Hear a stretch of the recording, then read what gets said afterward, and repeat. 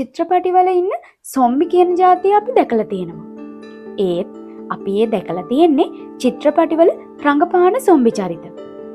නමුත් ඇත්තටම මේ ලෝකේ සොම්බි නගරයක් තියෙනවා කියලා ඔයාලා දැනන් හිටියද?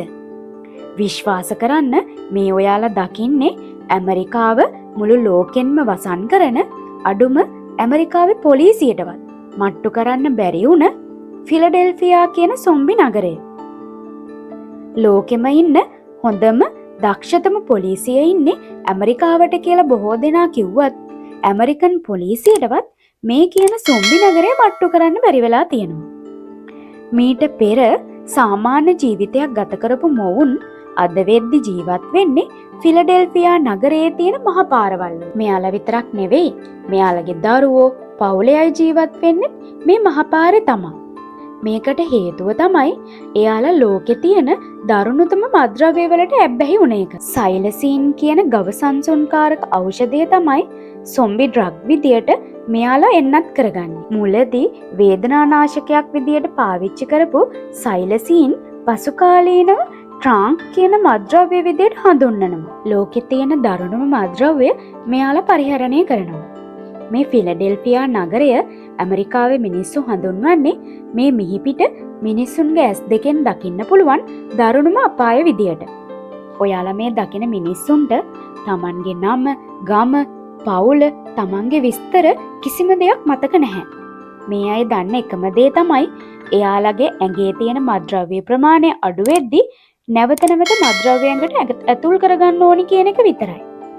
මේ නිසා ඇමරිකානු රජය විසින් ඇමරිකානු ජනතාවට දැනුම් දීලා තියෙන්නේ අත්‍යවශ්‍ය කාරණාවකට හැර වෙනත් කිසිම හේතුවකට මෙන්න මේ කියන ෆිලඩෙල්ෆියා නගරයට ඇතුල් වෙන්න එපා කියලා. අපි සාමාන්‍ය විදියට චිත්‍රපටවල දකිනවනේ සොම්බිලා කවදාවත් තමන්ගේ වර්ගයේ අයට පහර දෙන්නේ නැහනේ. එයාලා පහර දෙන්නේ සාමාන්‍ය මිනිස්සුන්ට. එන්න ඒ වගේ තමයි ඔයාලා මේ දකින සොම්බි මේ නගරයේ ඉන්න සොම්බිලට කවදාවත් පහර දෙන්නේ නැහැ. හැබැයි අමතක කරන්න එපා මේ ෆිලඩෙල්ෆියා නගරයට ඇතුල් වන සාමාන්‍ය ජනතාවට මේ සොම්බිල සමහර අවස්ථාවලදී පහර දෙනවා. අපි ජීවත් වෙන ලෝකේ මේ වගේ දේවල් තියෙනවා කියලා දැනගත්තාම පුදුමත් හිතෙනව නේද?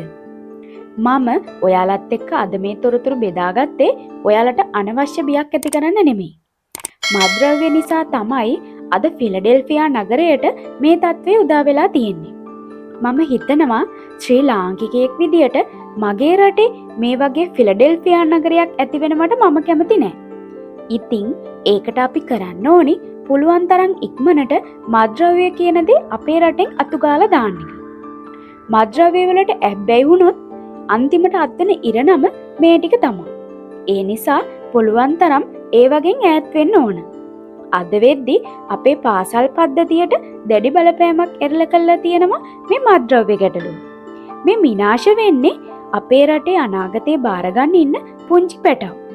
ඒ නිසා පුළුවන් තරම් වැඩිහිටියෝ විදිහට අපි උත්සාහ කරමු මත්ද්‍රව්‍ය අපේ රටෙන් තුරන් කරලා සොම්බි නගරයක් හැදෙන එක නතර කරන්න. අපේ පුංචි පැටවුන්ට ලස්සන අනාගතයක් වගේම ලස්සන රටක් බාර දෙන එක වැඩිහිටිය අපේ වගකීම කියලා මම හිතනවා. ඉතින් ඔයාලගේ අදහසුත් පහලින් කමෙන්ට් කරන් යන්න. වැදගත් කියලා හිතෙනවා නම් යාළුවොත් එක්ක ෂෙයා කරගන්න. අලුත් වීඩියෝ එකකින් ආයෙත් හම්බ වෙමු.